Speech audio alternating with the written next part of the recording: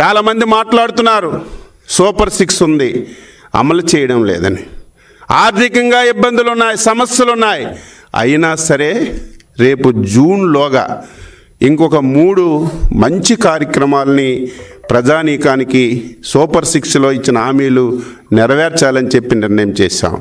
అందులో భాగంగా రేపు పాఠశాలలు తెరిసే సమయానికి ఏదైతే తల్లికి వందనం కింద ఒక పిల్లవాడికి 15,000 ఇస్తామని చెప్పాము, అదేవిధంగా ఎంతమంది పిల్లలుంటే అంతమంది పిల్లలకి, ఒకరున్నా, ఇద్దరున్నా, ముగ్గురున్నా, రేపు స్కూల్స్ రీఓపెనింగ్ సమయానికి తల్లికి వందనం కింద వారి అకౌంట్లో డబ్బులు వేసి స్కూళ్ళు తెరచడానికి ఈరోజు పొలిట్ బ్యూరో నిర్ణయం తీసుకున్నాం.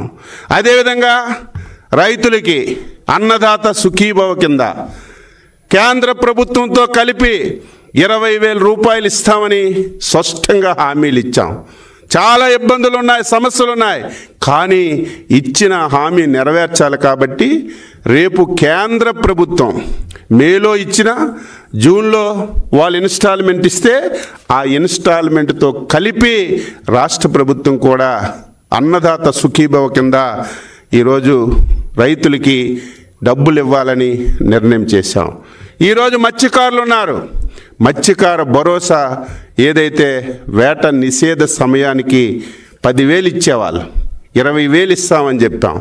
నిషేధం రేపు ఏప్రిల్ 15 నుంచి జూన్ 15 వరకు 2 మాసాలు వేట నిషేధం ఉంటుంది.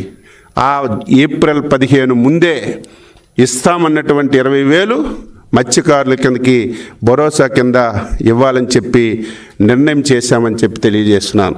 చాలా కార్యక్రమాలు ఈరోజు ఎవరైతే రిటైర్డ్ అయినటువంటి మిలిటరీ ఉద్యోగులకు కార్పొరేషన్ అన్నాం, అది పెట్టాం. స్వర్ణకారుకులకి కార్పొరేషన్ పెట్టాం. దాదాపుగా 60-70% హామీలన్నీ కూడా నెరవేర్చాం. ఇంకా మిగిలినటువంటివి యువతకి నిరుద్యోగ భృతి, ప్రతి ఆడపిల్లకి 1,500, బస్సు ఉచితంగా ఇస్తామని ఇంకా 3-4 కార్యక్రమాలు ఉన్నాయి. ఇవన్నీ కూడా సాధ్యమైనంత వరకు ఆర్థికంగా ఈ రాష్ట్రాన్ని బలోపేతం చేసి ఆర్థిక పరిపుష్టిని తీసుకొచ్చి ఇచ్చిన ప్రతి ఒక్క హామీని నెరవేర్చడానికి అన్ని విధాల చర్యలు తీసుకోవాలని డీటెయిల్గా రాష్ట్ర ముఖ్యమంత్రి గారు, నేను ఎప్పుడూ చూడలేదు, ఈరోజు మేనిఫెస్టో కూలంకుశంగా చదివి ఈ కార్యక్రమాలు మనం చేశాం.